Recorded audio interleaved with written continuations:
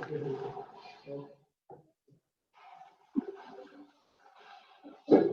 very warm namaskar to our esteemed panelists. Ma'am, I welcome you. Welcome Professor Dr. Anupama Goyal, ma'am. We also extend a warm welcome to Dr. Rukneet Lalli. Ma'am, it's a pleasure having you here. And we regret the inconvenience. Actually, it was not anticipated, but we took very long in our inaugural session. Uh, Very sorry, ma'am. Am I audible? Yes, Navdita, yeah. Thank you so much. Yeah, you can proceed. Ma'am, we are waiting for our other panelists to join, ma'am. Right, sure.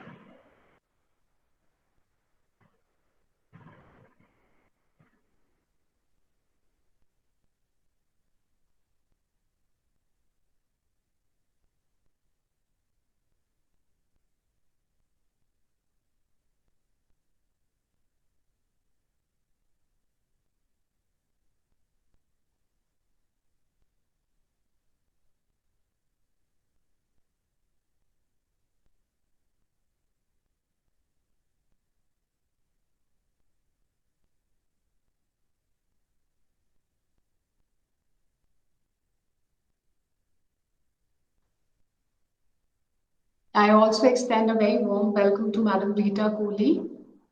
Ma'am, it's a pleasure to have you here.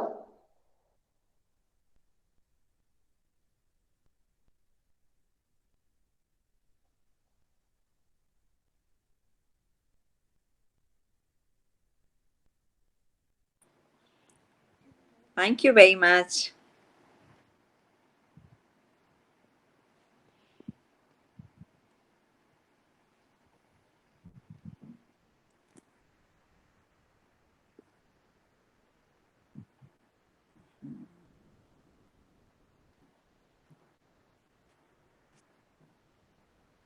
यार आवाज बंद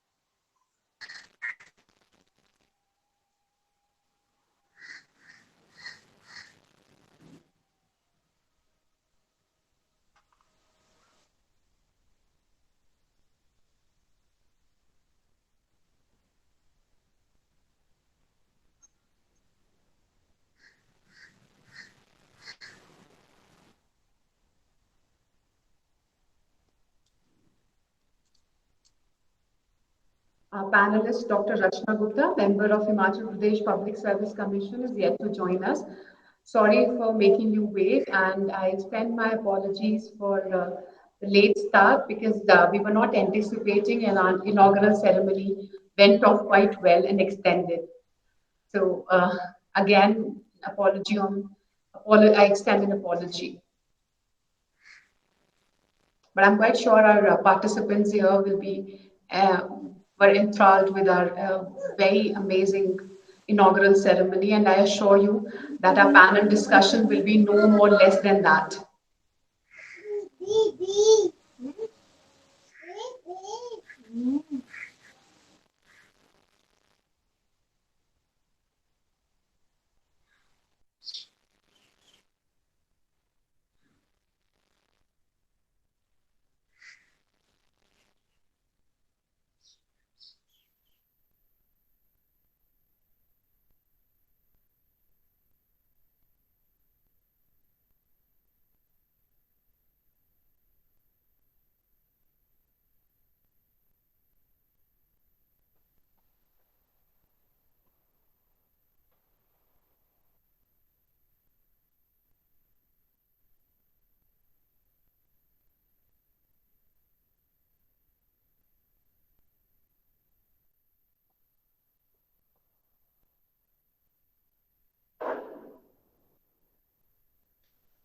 Rachna Gupta ma'am has joined.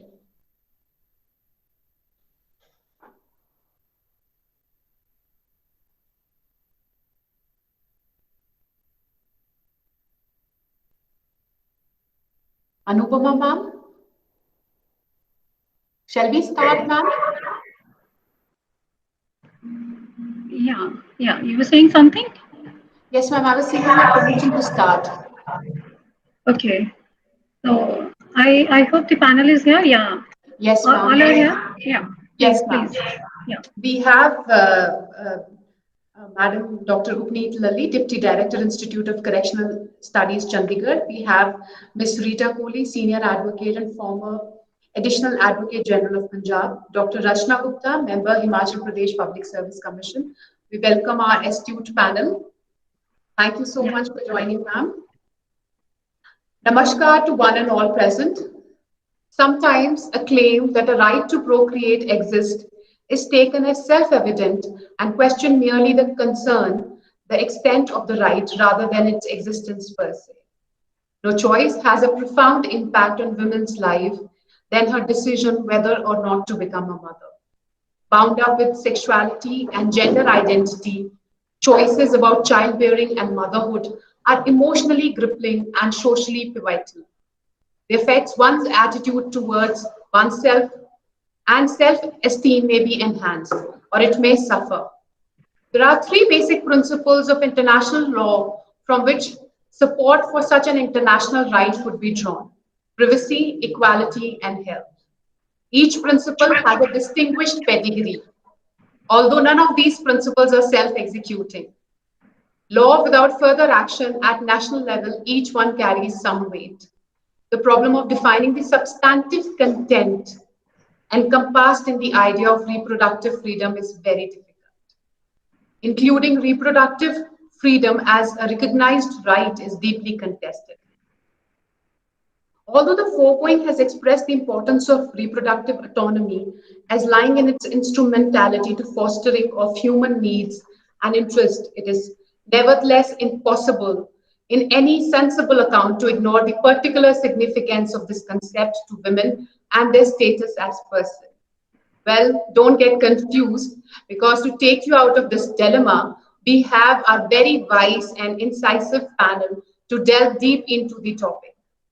It gives us immense pleasure to introduce you all to our esteemed panel.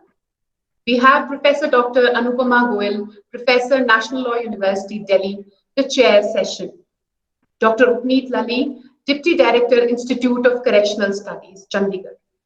Ms. Rita Kohli, Senior Advocate and former Additional Advocate General of Punjab. Dr. Rachna Gupta, Member, Himachal Pradesh Public Service Commission. I seek the permission from the chair to start with the panel discussion. Please. Thank you, madam. Our first panelist for the day is Dr. Upneet Lalli, Deputy Director, Institute of Correctional Studies, Chandigarh. a doctorate in psychology, and is a deputy director in the Institute of Correctional Administration, Chandigarh. She holds a law degree from Department of Laws, Punjab University, Chandigarh. Prior to working in, she has also taught psychology in Psychology Department of Punjabi University, Patiala.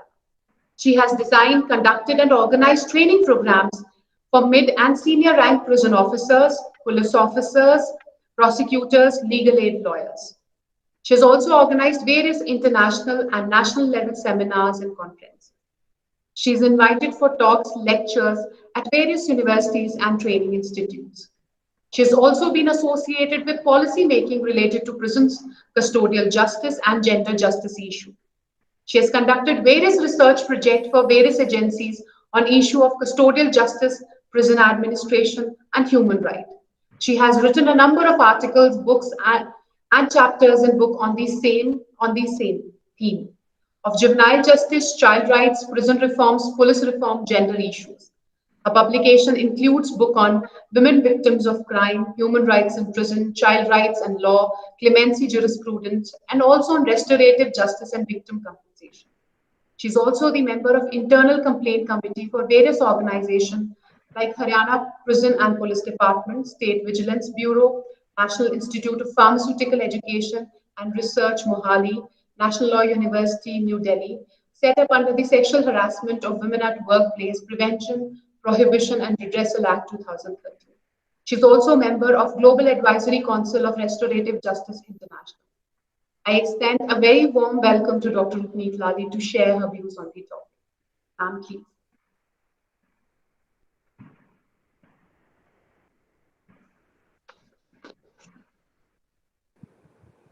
Thank you, Navita. Thank you so much for the introduction. And good afternoon, everyone. First of all, I'll, welcome my chair for the session today, co-panelist and chair, Professor Anupama Gupta, who's been my teacher as well as a colleague right now, and my fellow co-panelists, Dr. Rachna Gupta and Rita Kohli. It's a great pleasure and a privilege for me to be sharing some of my views in the panel discussion today on the very important and significant topic of reproductive rights of women in the changing world, expressing autonomy of choice. And it's such a long topic and each word has its significance, I would say. When we look at reproductive rights, so first of all, rights as such, and there is really no single human rights instrument that defines, that is totally dedicated to the reproductive rights. So what I'll do is I'll just lay out threadbare a few of the issues related to the reproductive rights, and we have the legal experts with us. I'll also critique some of the judgments of the Supreme Court related to these issues. And very significantly to what autonomy means, and do women have choices, and the global scenario in terms of reproductive rights. Since I have limited time, and I will just try and attempt to go through these issues in a manner that lays out some of the issues. There are too many at hand, but at least the significant ones in my perception. So first of all, when we talk about the main United Nations instruments, so we have the Universal Declaration of Human Rights, which for the first time, in fact, spoke about the human rights as such, regardless of the gender discrimination as well, and human rights for everybody. And the rights that are rooted in the declaration have also been laid out in the International Covenant of Civil and Political Rights. But when we talk about a woman's personhood, where does it come from and how does it develop? So a woman's identity, a large part of the identity of a woman is related to her reproductive rights and autonomy as well. How do women identify themselves? What choices do we have in terms of where do we go, whom to marry, when to have children, and how many to have, and the gap that will be there. So those are all issues, that vary for women across the globe. And in our own country, I would say the answer varies in terms of class, religion, social structures, etc. Can you hear me? I'm not sure. The autonomy of choice, I mean, when we come to autonomy, the very word autonomy, I just found this definition really very interesting, and something that I find deeply resonating is by Issa Berlin. He says the two concepts of liberty, which he speaks about. One is the negative aspect in terms of the right to freedom, when we say freedom from fear, and when we talk about the women's right to autonomy, is something that, it is also a positive right. It's not just a negative right as such. Freedom to do something, freedom in terms of what to do, and it is shaping of one's own life that involves the autonomy in this regard. Autonomy to make decisions concerning the fertility for women's autonomy in terms of reproductive rights, autonomy of choice would be concerning her fertility and sexuality that is free of coercion and of violence. And when we talk of coercion and violence, there are quite a few aspects that come into existence. We will again have to look into the aspects in terms of the structures that are created and our choices that are there. They are shaped, I would say, in terms of a constellation of personal, institutional, social relationships that constitute our own individual as well as collective identities. And in many ways, it's not just in terms of women's single choice that is there. It's a whole collection as such that shapes the choice. So in terms of the issues that have gone into, since it's a legal panel and you are all looking at some of the issues from the legal perspective, but I would say much has to do with in terms of how we construe the women's right to equality, to dignity, to autonomy, to information, and the bodily integrity and respect for the personal and the private life. And in that matter, I would say that, the women's right to dignity, I mean, if you look at Article 14 and 15, I mean, if they form the basis of, there's no specific laid out freedom, reproductive right to freedom and autonomy that is given. Because in a number of states, ways one would say, it's shocking at times. And I recall one case where we find that, where does state come in terms of when a woman should abort and when a woman should give birth to? We have the state stepping in, and it was actually more of the in the Christian world in terms of the contemporary, only in the 1700s that this started developing. That the state took over the choices for women in some ways. And if we look at some of the issues, that they reflect almost a systemic violation of rights that related to equality, related to dignity, related to autonomy that takes place. Information, again, I would say, hardly, it would again vary in terms of the women's educational status and her social status, as well as the family reflection also, whether she is given any information of the choices that she has and what she can avail of.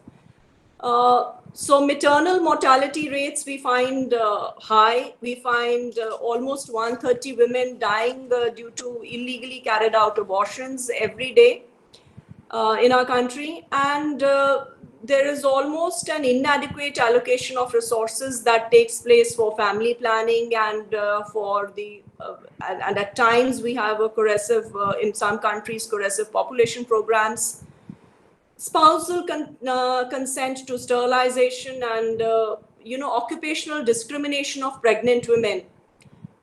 These are some issues that confront women's choices. Now, I would say that a woman who is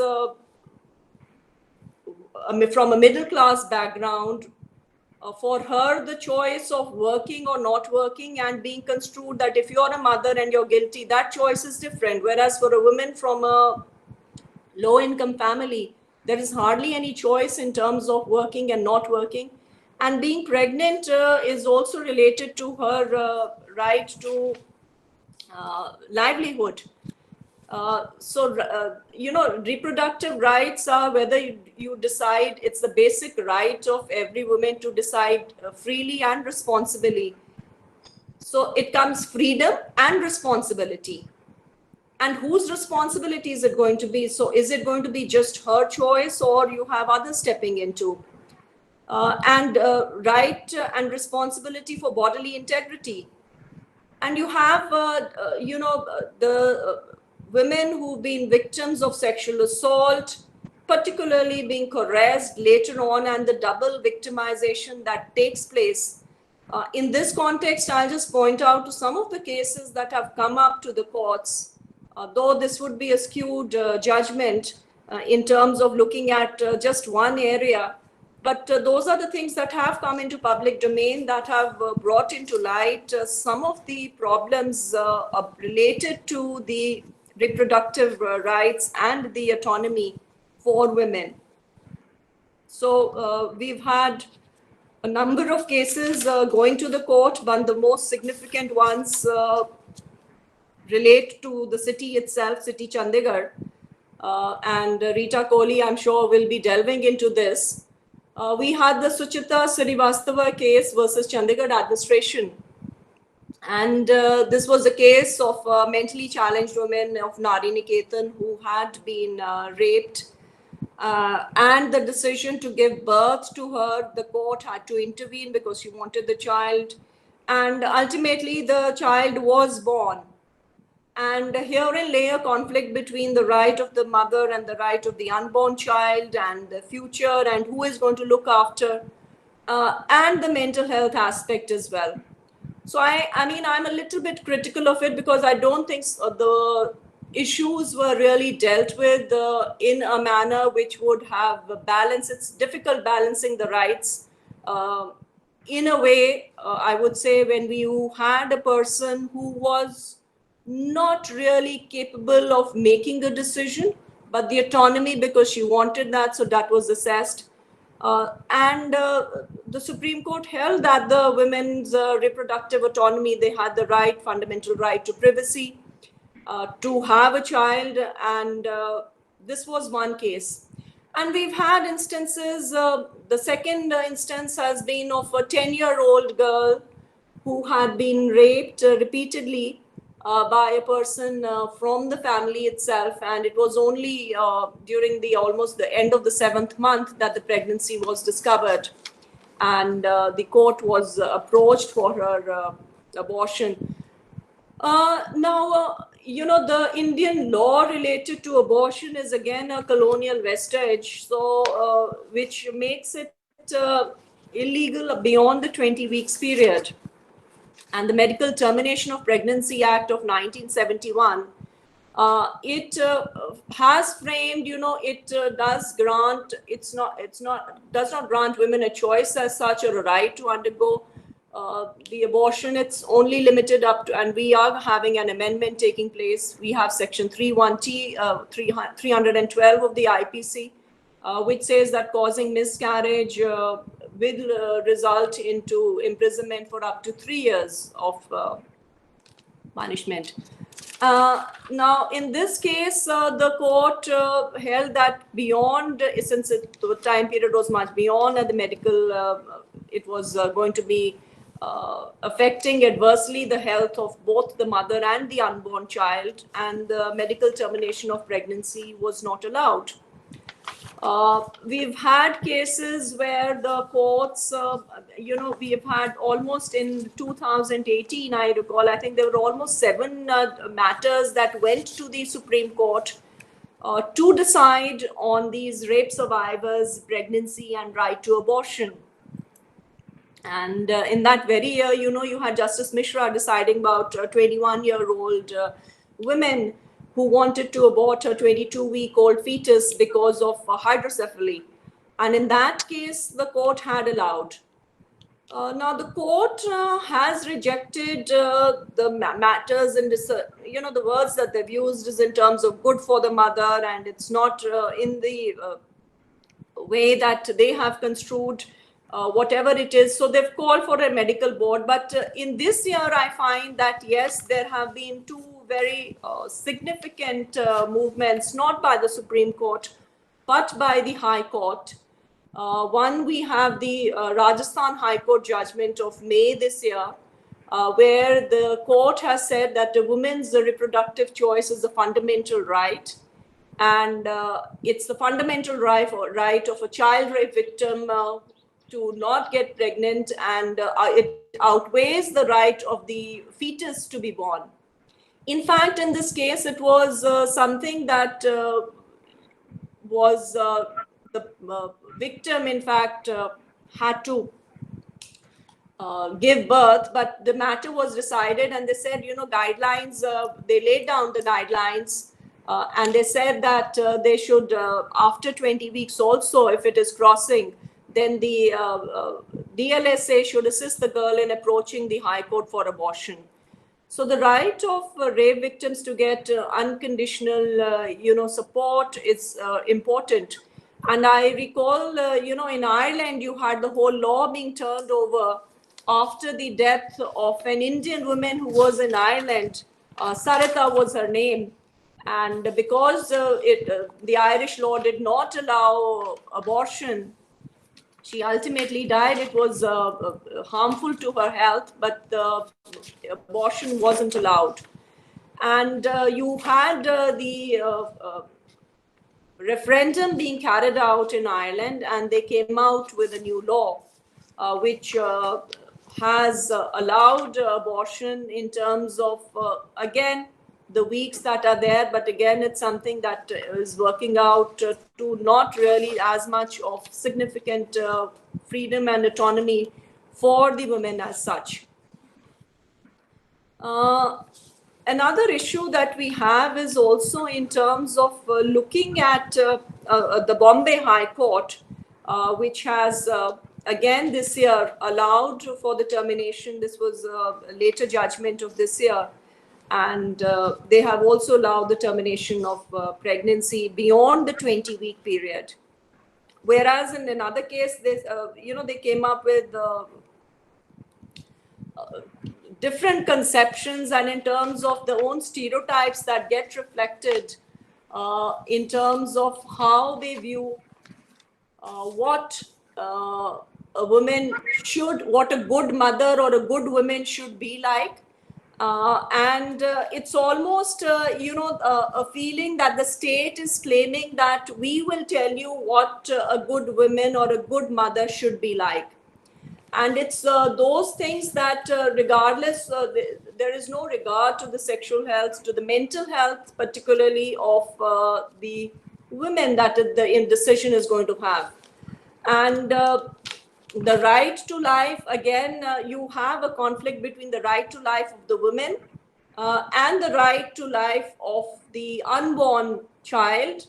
And also the claims, we've had judgments where the woman has gone in for an abortion without informing the consent of the husband, and whether it is legal or not legal, and a ground for divorce as well. It's been construed as mental cruelty in some judgments, and in some judgments it said that, okay, the woman has the choice to decide whether she wants to be pregnant and wants to give birth or not.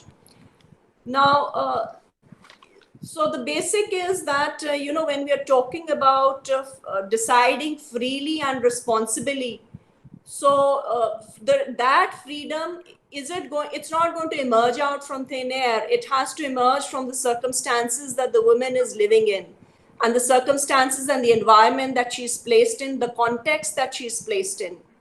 That freedom, that autonomy would not be really there if she doesn't have the freedom, in fact, to eat what she wants, to wear and decide where she wants to go. So when we are talking about decisions, when we are talking about the way that we have constructed the approach towards freedom and towards guaranteeing everybody the right to live a life of dignity, to live a life of freedom from fear.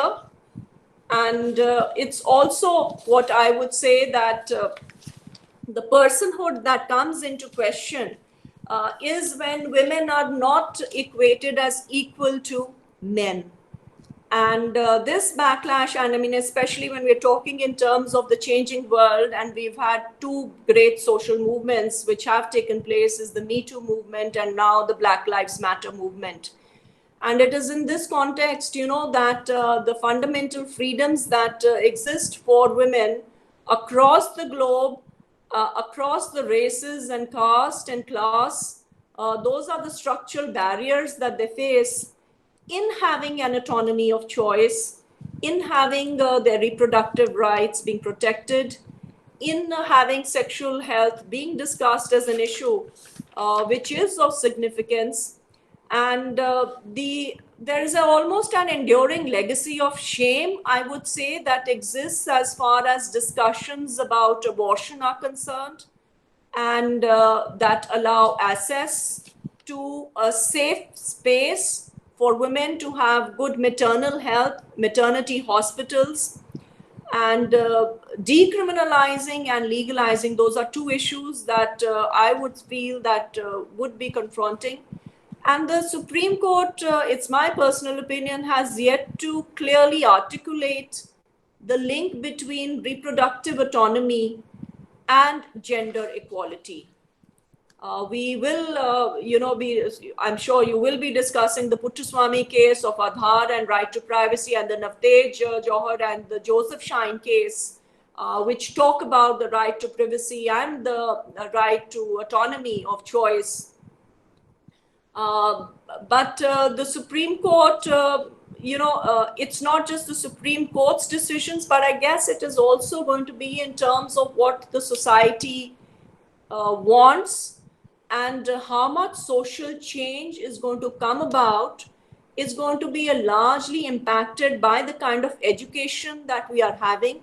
The total lack of sexuality health education that currently exists in our country is one of the major reasons, I would say, that does not help women to get equal access, to get any kind of an access to, whether be it information, whether be it to maternal health, or even a very small thing, even in access. I would say now we've started talking about sanitary pads and provisions, but we don't talk in terms of contraceptives. We don't talk in terms of safe spaces for getting access to good sexual health. And in order to talk about these issues, we will have to first focus on the education, particularly in terms of sexual health education, in terms of looking at it not as just a birth control mechanism, but letting women understand their own bodies and what happens to them. It's shocking at times when you feel that how come the family did not know that the child was pregnant. We have serious cases of child sexual abuse taking place. And the ignorance is largely related to because it is never discussed in our homes. It's never discussed in school. It is something that we are probably ashamed of talking. And you cannot be looking at these issues if there is a feeling of shame and not a feeling of pride and being comfortable with what you are. So I guess it has to do with, in terms of, again, going back to who we are and our definition of our own self, defining our own self and being comfortable in our skill and being comfortable with what we have, be it ovaries or be it having, pregnancy or mensurating. Those are the things that women need to be comfortable with, that society around them needs to be comfortable with. Then we can talk about choices, and then we can claim that, yes, we have a right to our own body and we have a right to when we want to give birth, and the space and the time when we want to marry, when we want to have sex. We don't like to discuss about these issues. And I think to a large part, it will involve quite a significant challenge to the culture of secrecy, a culture of shame that surrounds these issues. We've had culturally, women being out of the kitchen because they are mensurating, women out of the religious places because they are mensurating.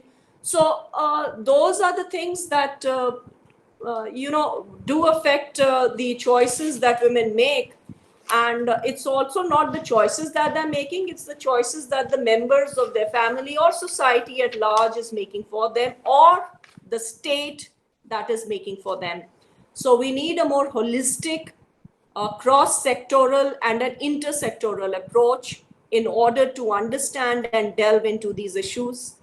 It should also not be for women a choice between being pro-life and pro-choice. And I think that dilemma does come across to women. You want an abortion, that means you don't want to give birth, you're anti-life, or choice that I don't want to have a child right now. So I'm not prepared for it. Are we willing to listen to that? And not all choices are based freely. I again repeat that. When we talk of autonomy, it's different for different persons. Choices, they therefore, they symbolize one's control over, for women, it would be a control over their own reproductive destiny. And that kind of a choice that is there has to be based on more freedom. And we can just approach that freedom if we just deal with a little bit more empathy. I won't expect too much empathy. And particularly in a patriarchal world, that kind of an empathy with the status of women, with stepping into her shoes and really feeling what that women would be feeling. And for the courts, I would say, even if they had gone into that bit, the judgments would be different. If society, if the family members had gone and really stepped into what is that woman feeling right now, the guilt, the shame, the courage, all those factors come into being. So, it's too many things. I don't know whether I've been able to actually do a justice to all those things. It's a limited time. But I thought, those were the questions that were haunting me. And, I've been a part of we are having a very interesting conference. And yesterday I was speaking to a rape survivor in Ireland, and she had confronted her own abuser, the offender. And those lived experiences of women, they are so important for us to understand. And policy making is something that is far removed from the lived experiences. We draft laws, all made by mostly men. We draft laws, MTP, PNDTP, all those laws that are there. We really don't look at the lived experiences, and that feedback is extremely important. It's extremely important that it looks into, it feels those experiences. I'll rest my case, and thank you so much for giving me this time and space to share my views with you. I look forward to hearing the others, and to the chair as well for the views that are there. Thank you so much. Yeah, thank you, Dr. Upneet. It was enlightening as always. So your last sentence, like we need to have a kind of pro-life approach. Your holistic approach sums up everything, I think. So there are so many issues we need to take care of, and you have summed them beautifully. And your pro-life approach, holistic approach, cross-sectional, intersectional, I think that's everything we need to ponder over. So I think it was all very welcoming and enriching for all of us. Thank you so much. Thank you. Thank you so much, ma'am, for insightful lecture. It's always a pleasure to hear from you, ma'am. Thank you so much. Now, I invite our second guest for the day, Ms. Rita Kohli, Senior Advocate and former Additional Advocate General of Punjab. Ma'am, are you there with us?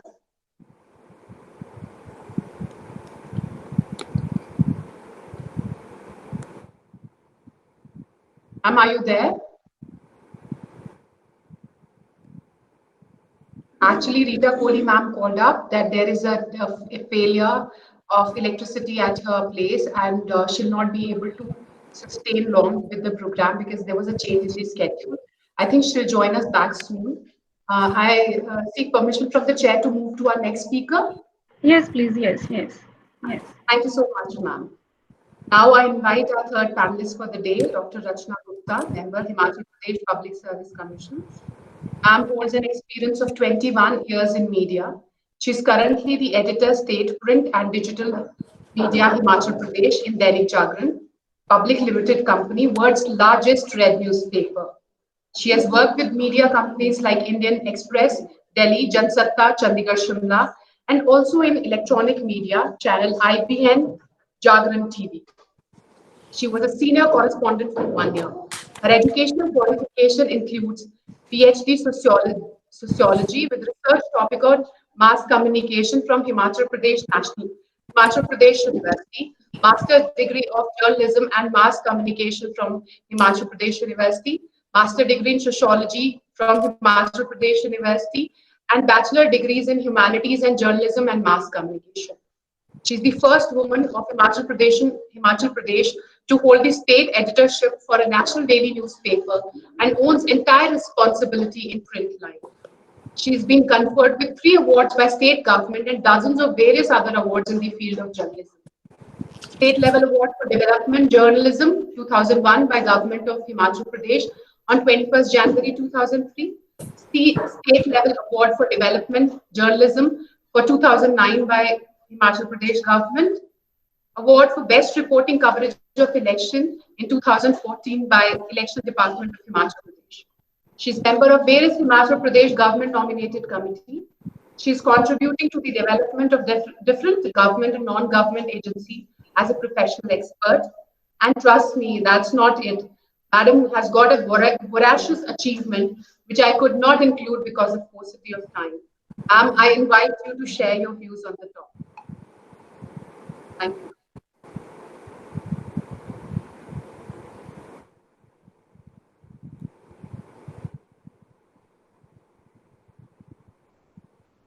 Ma'am, you have to, yes. We can hear you, ma'am. आपका बहुत बहुत धन्यवाद मुझे इस मंच पर digital मंच पर आमंत्रित करने के लिए और मैडम निष्ठा का vice chancellor law university and हमारे बीच में जो मैं समझ पा रही हूँ वो हैं doctor Rupneet, doctor Anupama, madam Kohli, इन सब के सामने मेरे को बोलने का मौका मिल रहा है और आप सब लोग मेरी बात को सुन पा रहे हैं, ये मेरा सौभाग्य है। बहुत सारी चीजें मालूम नहीं, can you hear me? Yes, ma'am, very much. तो इतनी सारी चीजों के बीच में मैडम ने तो अपना सारे, बिकॉज मेरे को जो लग रहा है सारे लोग अपने लीगल एक्सपर्ट्स हैं और आपकी यूनिवर्सिटी लॉ यूनिवर्सिटी है, तो लॉ का तो इतना मैं एक्सप्रेस नहीं कर पाऊंगी, बट एज अ जर्नलिस्ट जो मेरे साथ अनुभव रहा और यहाँ की जो स्थितियों को मैं समझी, उसमें जो महिलाओं की स्थिति कंसेप्शन को लेकर है, डिलीवरी को लेकर है, उसमें मैं अपनी बात एक केस स्टडी से शुरू करना चाह रही थी। जब मैं यहाँ आई हिमाचल में, पर्टिकुलरली हिली रीजन में, उस सोसाइटी की बात कर रही हूँ जहाँ पे ज्यादा लोग पढ़े लिखे नहीं है या थोड़ा सा पढ़े लिखे होंगे भी लेकिन थोड़ा सा कंजर्वेटिव है या महिलाओं के लिए वो खुला माहौल नहीं है। अगर हम अमेरिका, जापान और ऐसे डेवलप्ड कंट्री की बात करें तो उसमें हम हिमाचल के इंडिया के कंटेक्स्ट में बात करें तो बहुत ज्यादा अंतर महिलाओं की स्थिति में है। तो जो केस स्टडी में आपसे बात करना चाहिए थी, हिमाचल के सिरमौर जिले में एक शिलाई बैकवर्ड एरिया है। तो हम जब काम करते थे तो स्टडी वो आया इंफॉर्मेशन की ऐसे ऐसे दो लड़कियों का तो मेडिकल परीक्षण करा दिया, दोनों लड़कियां माइनर हैं। एक लड़की 16 साल की है और एक लड़की 17 साल की है। मेडिकल परीक्षण किसने किया? एक पंचायत बुलाई गई और पंचायत में ये कहा गया कि ये जो नवजात शिशु पैदा हुआ और वो मरा हुआ मिला वो इन दो लड़कियों का है। मुझे बड़ी अजीब सी चीज लगी कि लड़कियां ना अभी माइनर है, ये है। तो बाद में पंचायत ने डिसाइड करा दिया कि इनका मेडिकल परीक्षण कराया जाए और यू वोंट बिलीव कि दोनों लड़कियां मेडिकली ठीक पाई गई, मतलब वो बच्चा किसी का भी नहीं था। एक तो बात ये।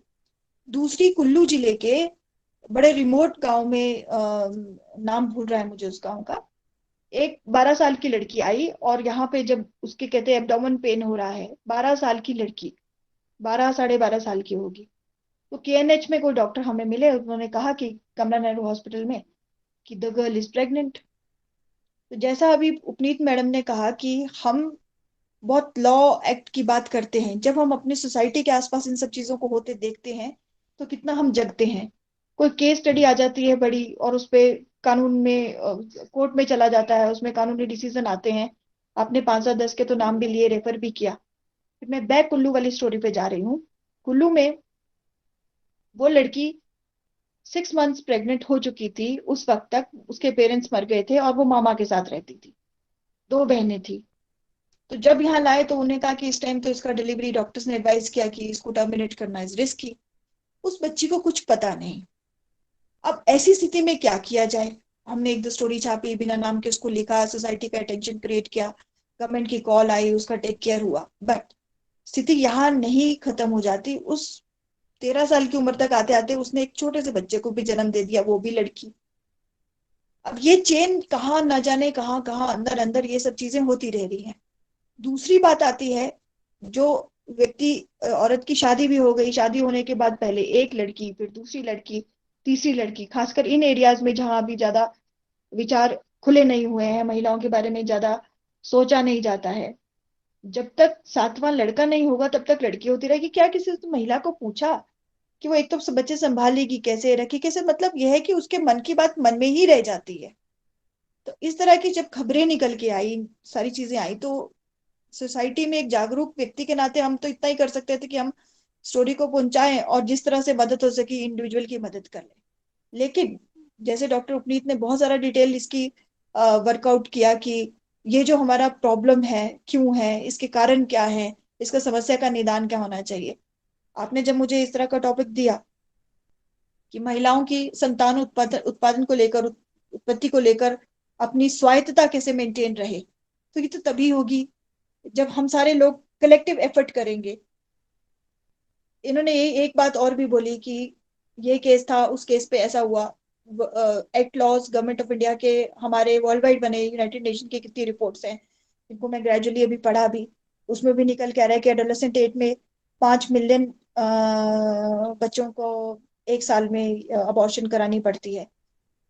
रूल बने, अबॉर्शन लीगल हुई, इलीगल हुई, अच्छा हुआ, गलत हुआ, पर जो वो मानसिक स्तर लोगों के सोच का है, विचार का है, महिलाओं के बारे में बदला नहीं है। मैं अपनी इस बातचीत के माध्यम से यही बात एक एक्सप्रेस करना चाहती हूँ कि लॉ एक्ट, कानून, कानूनी, पुलिस के प्रावधान, सरकारी, ये सब होते रहेंगे। जब तक लेडी खुद से खुद की आवाज नहीं उठाएगी तब तक ये चीजें इतनी सरल नहीं है। ये जो विषय दिया है चर्चा का हमारे पास आज, वो ना तो सहज है, बहुत ही कॉम्प्लिकेटेड है, लेकिन इतना संवेदनशील है कि अगर इसको कोई गहराई से जाने समझे तो शायद हर आदमी खड़ा होगा इस बात के लिए कि सबको वुमेन के रिप्रोडक्टिव राइट्स के बारे में आगे आना चाहिए। आपने सेरोगेसी की बात करी, एडोलेसेंट एज में प्रेगनेंसी की बात करी, कंटिन्यूअस अबॉर्शंस की बात करी, या समटाइम्स हमने तो ये भी देखा है कि ब्लड ग्रुप के दौरान बच्चा या माँ में एक चॉइस की बात आती है तो पीपल ऑफ फॉर बॉय, लड़के को बचाना चाहिए, माँ चली जाए तो चली जाए।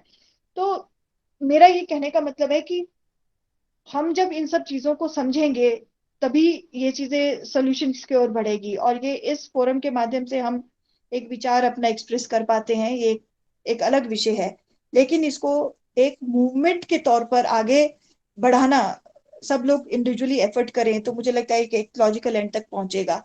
बाकी जो आते हैं कि उपनीत मैडम ने एक बात और भी कही कि क्षेत्र के हिसाब से, जगह के हिसाब से, स्थितियों के हिसाब से ये सिचुएशन अलग अलग जनरेट होती है, अलग अलग उदाहरण इसके निकल के आते हैं। तो हम एक फ्रेम में बांधकर रूल को, एक्ट को, हाई कोर्ट डिसीजन को, सुप्रीम कोर्ट डिसीजन को एक कंक्लूजन पर नहीं पहुंच पाएंगे।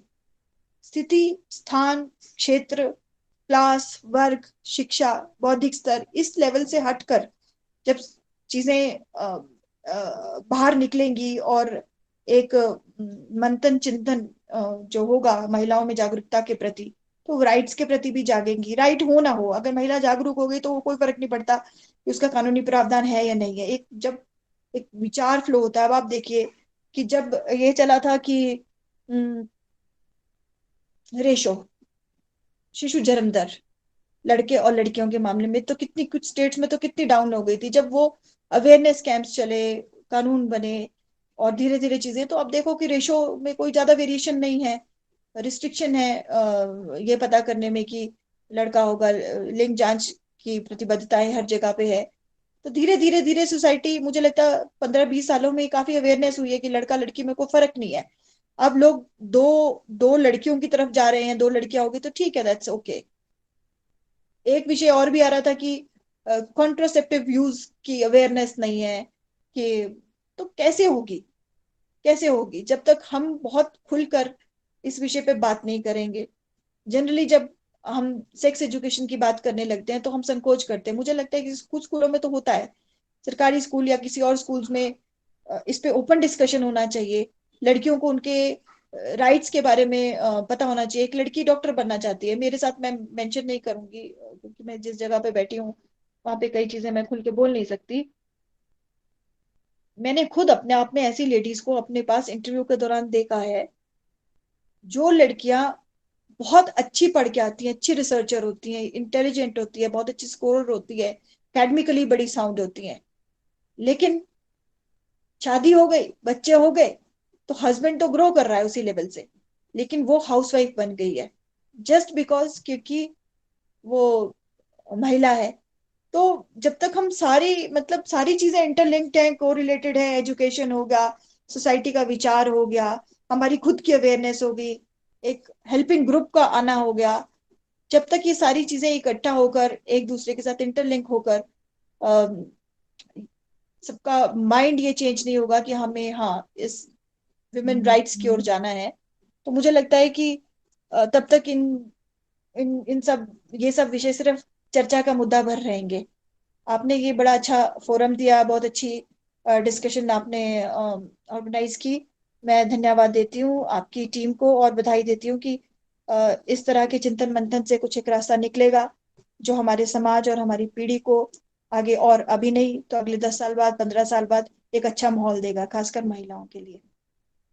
Thank you so much.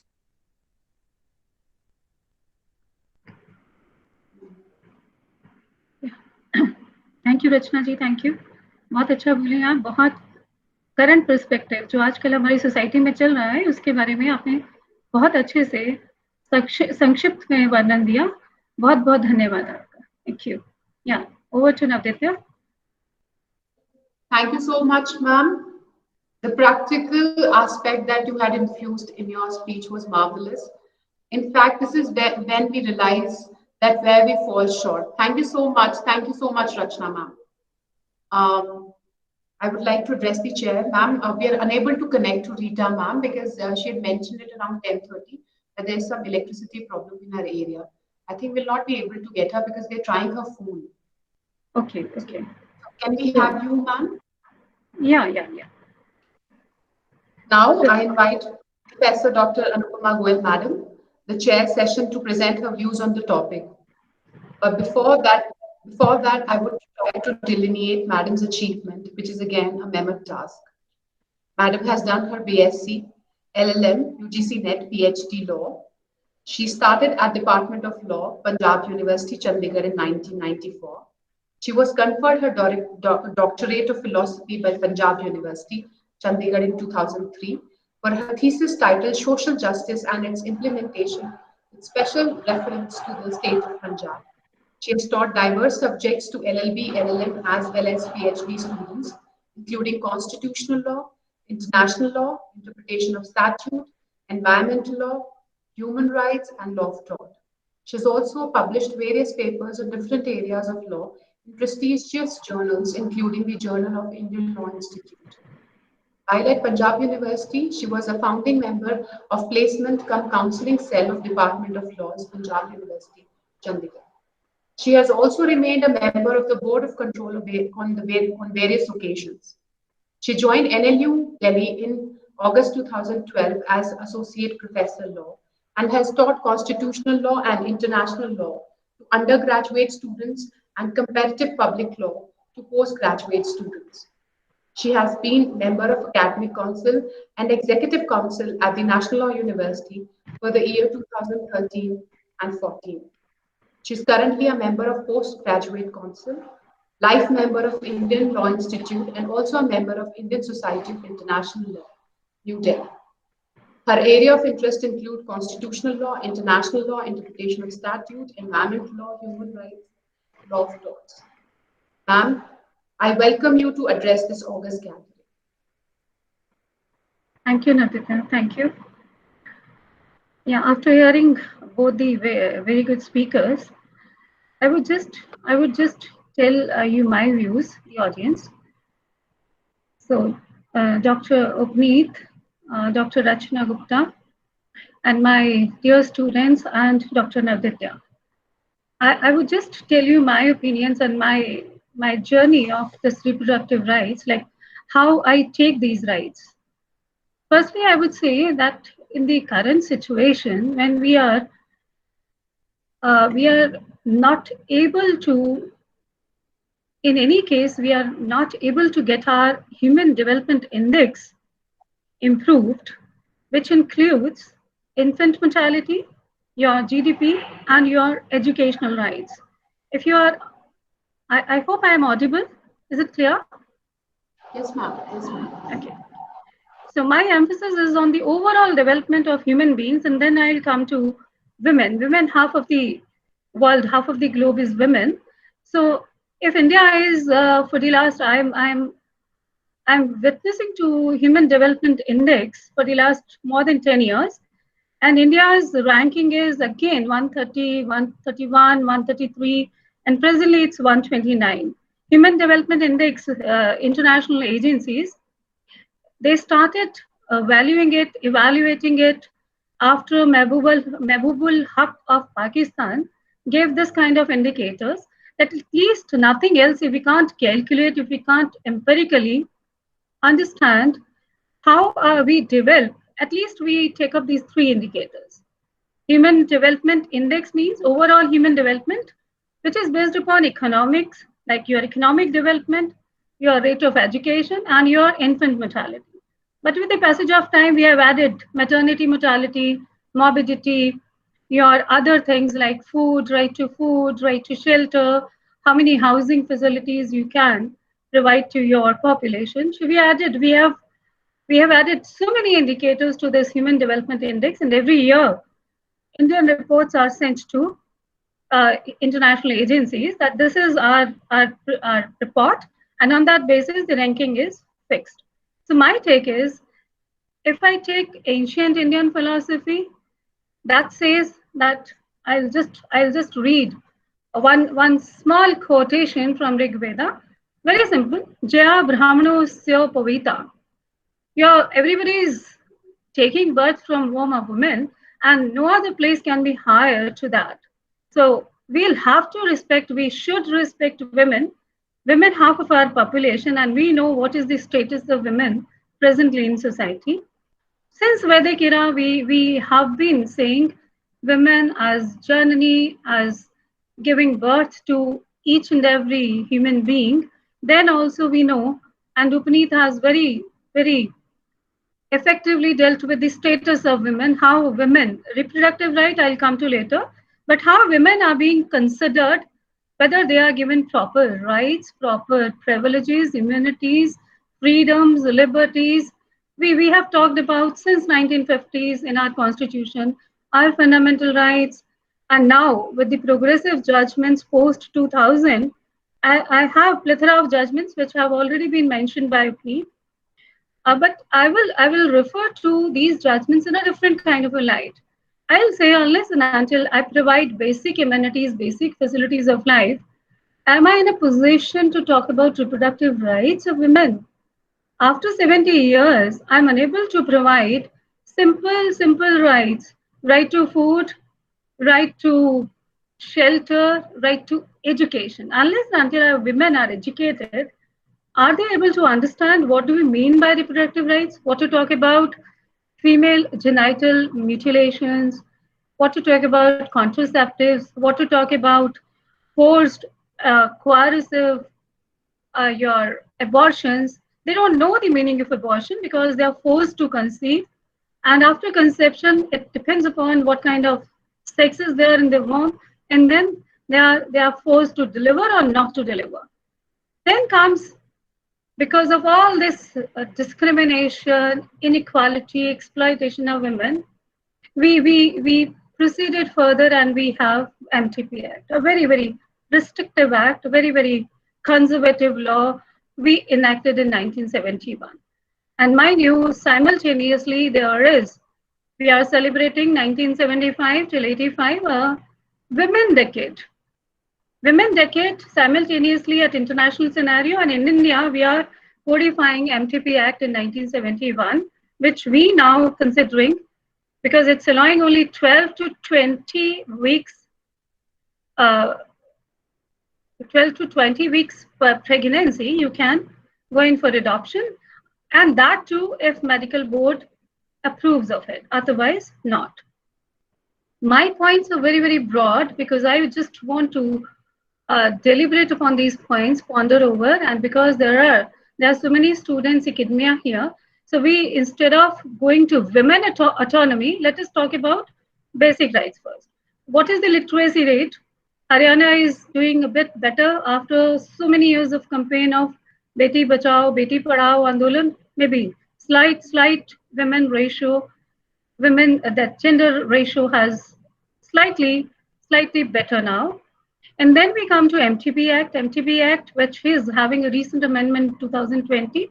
They are increasing that conception period, that pregnancy, beyond 24 weeks, you are not allowed to terminate unless and until there is abnormal fetal growth or there is abnormal fetal problems, health problems, either to mother, physical or psychological health problems, or to the unborn child. So we'll have to see what kind of progress we are making in our laws, in our judgments.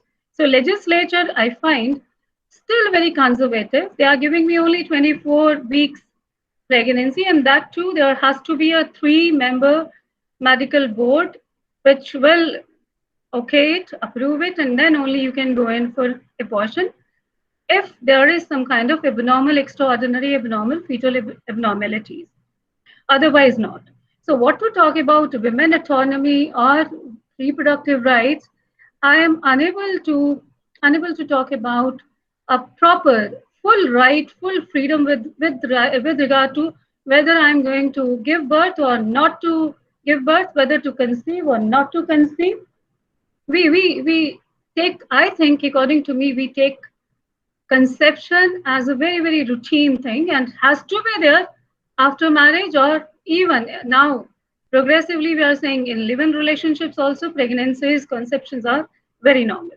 My point is, if we go to the market to buy something, we negotiate, we see here or there, and then we buy a product. We never plan, we never think. This is fault of women also. We never agitate, we never say anything, and we never plan, we never think of before conceiving. Whereas when we are giving birth to a person, it is going to be on earth for at least 60, 70 years. And whatever life we are going to give him or her, we never plan, we never think of. We think of, and in your perspectives, in your concept note also, I never I could not see anything different, anything better progressive approach than reproductive rights. So if I'm unable to do anything like that, I'm unable to plan. I don't, my culture doesn't allow me to plan or think whether I should conceive or not. What to talk about reproductive rights? The beginning is also, according to me, is very, very faulty. Post marriage, we think you need to conceive and you have to give birth. Maybe there is no law on this point. Maybe there is never any kind of planning with this, right? And whatever laws are given, according to me, that are also very general. They never consider vulnerabilities, never consider the weaknesses of Indian women. So Indian laws are drafted in a very straitjacket formula that gives something, some packet to women, they will be appeased, they will be happy. And now I'm giving a live example. Instead of 12 to 20 weeks of abortion right, give 4 weeks more. And that too with some kind of condition, with some kind of restriction, she would automatically be happy. Why not? Whether to give birth, whether not to give birth, whether to conceive, whether to use contraceptives, I'll come to later. Wow, access to contraceptives. That is also a big problem in Indian scenario. Whether to use contraception, whether to have sex or not, whether to go in for this pregnancy, there is nothing which women can talk about, can have his rights. Post 2000, I could see something happening drastically in international scenario also. I'm referring to not on UDHR, I'm not touching ICCPR, I'm just touching the second covenant, that is International Covenant on Economic, Social, Cultural Rights. In 2016, their annual thematic report emphasized categorically, and I'll quote, that thematic report said that discontinue the use of criminal law to punish women for ending a pregnancy. So many countries, including India, under given circumstances, criminalizing if a woman is going to abort pregnancy, unwanted pregnancy. And I'm not going into the details, the data of pregnancy. Mind you, there are more than 56% of pregnancies which are unsafe, and out of that, more than 50% are which are going in the wrong direction and affecting women's physical and psychological health. So I'm again coming to report of CEACR. They are saying the state parties have to take under immediate obligation to eliminate discrimination against individuals and groups and to guarantee equal rights to sexual and reproductive health, and repeal all your laws or reform your laws, policies, and practices which undermine autonomy and right to equality and non-discrimination. So state parties which are party to this covenant, that is, India is also party to this covenant. We have ratified this covenant in 1976, and since 2008, even an individual complaint mechanism have been provided in this covenant with the help of optional protocol. So it is going to be a kind of imposition on state parties, if we read it correctly, that we'll have to provide that kind of reproductive autonomy. And that is why I'm saying it's a very, very right time to hold this conference. That 2016, this CSER report, thematic report, emphasizing this point. And state parties, I know most of the state parties, they have not paid heed to this report, this sanction, maybe there. And India is also one of the ratificatory state party of this covenant. And when covenant is there, it has to be implemented because now it has optional protocol attached to it. So even if India has not signed it, many of the countries have not signed it, but then also it becomes a kind of international obligation to abide by it. Secondly, this is international scenario. Our legislature has also become active. They have also come up with 2020 amendment to MTP Act. I will not go into the details of other acts. But then also I say that that is also a slightly appeasing effort, not a kind of reproductive right giving strategy. It's not women autonomy they are going to give me. It's only a minor gesture that they are increasing some of the rights which are there already with me, with conditions attached to it. So even if we women are going to see it as a bounty, it's only a conditional bounty. It's not a right, according to me. So unless and until we are going to be proactive in this scenario, there can't be anything coming. And we can also take help from judiciary. Judiciary has been proactive since 2010. Even our high courts have become very active. Delhi High Court and the Lakshmi Mondal case, it has been said that because in this case particularly, a very poor woman, she was carrying a stillborn child. For 5 days, she was not given any kind of services, medical services, and ultimately she died because of carrying that stillborn baby. And she went to the medical boards, medical hospitals, but no relief was given to her. No checkup, no medical services were provided to her. No abortion was done.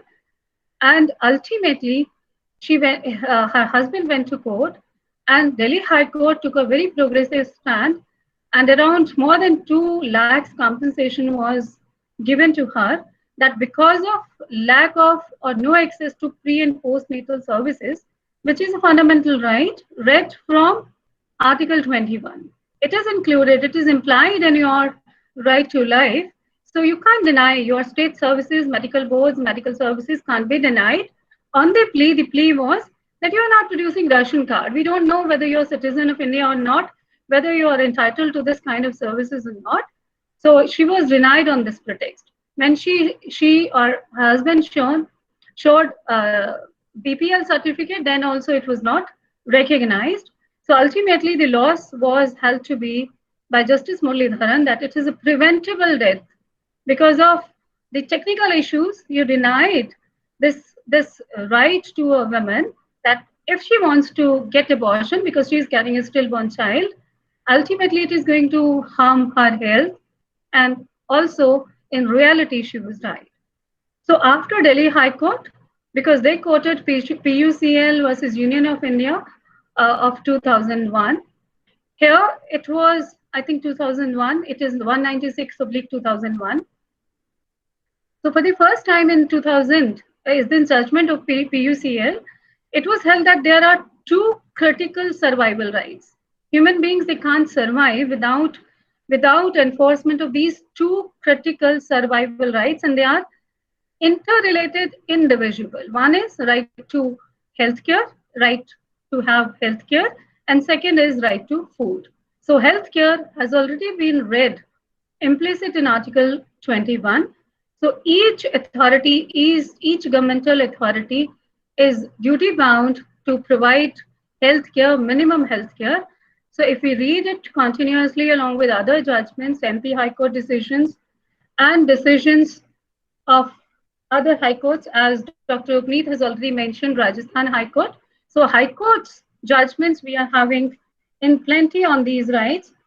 And then we have Supreme Court dwelling on these issues differently. They are also saying there is a constitutional morality, and this kind of principle we are hearing for the first time after these subsequent very few judgments of recent decade.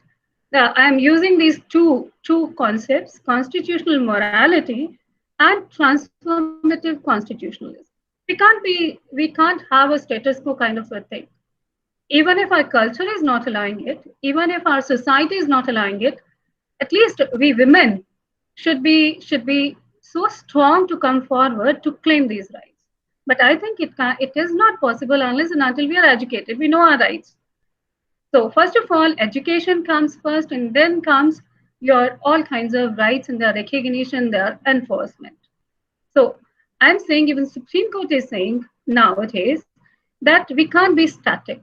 We can't be immoral.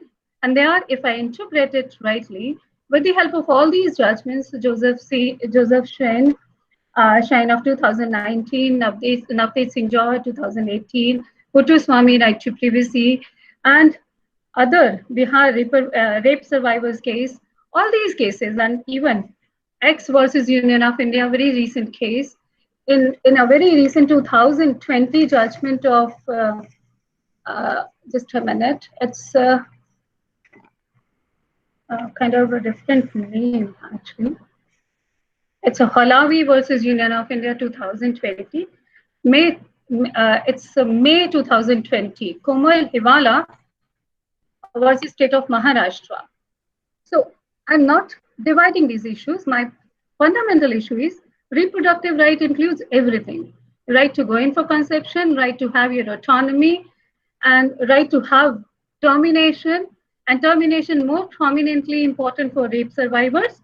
And in this particular case, this termination was allowed in Komal Hiwala because the fetus was having some problems of Down syndrome. So my anxiety is, my point is, I agree with MTP Act of Amendment Act of 2020, with this judgment also, with so many other judgments, we are recognizing that we need to transform, we need to grow, we need to evolve. We'll have to be morally sound, irrespective of what our culture says, what our society says. But we'll have to be progressive. And we can't be progressive unless and until we have sufficient education at primary level and then secondary level. And then our women, they know their rights enough. And then we are having infrastructural resources intact, priority given by the state governments, by the central government, that some kind of minimum basic assurance of your infrastructural requirements, especially for women. Unless and until these things are assured to women, we can't say we are onto constitutional moral grounds, or we are transforming because our constitution provides right like that. For the last 70 years, we are only saying, we are only expressing our needs. We are not ever getting them going so strong that they are enforced. So after 2010 judgments, specifically 2011 onwards, I'm finding this trend that judiciary is with us. Legislature is also giving us some kind of solace. Maybe they are restrictively, conditionally allowing us to go further, but definitely they are understanding our needs, our problems, they are understanding. Only thing is we need to come further. And unless and until we make our point strongly enough, we can't be heard. We will never be heard. And Dr. Upmeet's that point, that how many people, how many men are there in legislatures? Unless and until we know, we give them first the personal implications and personal stories to them, we can't empathize. And we never want sympathy. We want only empathy. We want only that need to empathy. And empathy don't come unless and until they know our stories, they know our faith, they know our lives. And women only can tell their stories. And I would try to make this point also. In this today's conference also, I'm finding no men are there. Unless and until men are being made a part of these kinds of debates, we can't be successful. At least we should be telling them, we should be making them heard us. Otherwise, they are not going to hear us. They have so many excuses, so many sides to go for. So unless and until we make them part of our lives, maybe compulsorily, maybe mandatorily, we make them that please hear me out, include me, let me participate. Otherwise, there is no change, according to me, going to be there in our lives. We are not going to be autonomous. Never. We are not going to have any kind of rights. Even now, I won't say we don't have any right to education. We don't have any fundamental rights intact as per the spirit of the Constitution. It's only written. It's only a kind of manifesto, a good Magna Carta with us. Maybe it may get enforced one day, may get implemented one day, but definitely. Till today, I don't think there is a reality which I could see, I could visualize in this virtual conference also. Thank you. Thank you.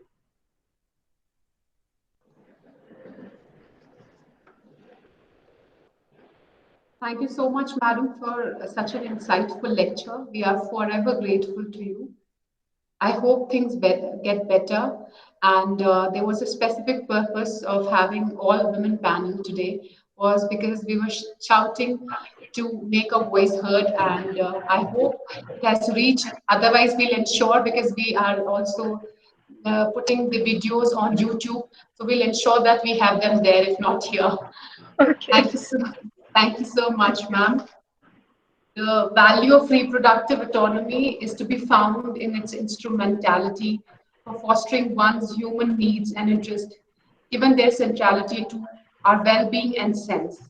With this thought, I thank you all. It was indeed a fruitful session, and I'm quite sure that all of us must have enriched from the discussion.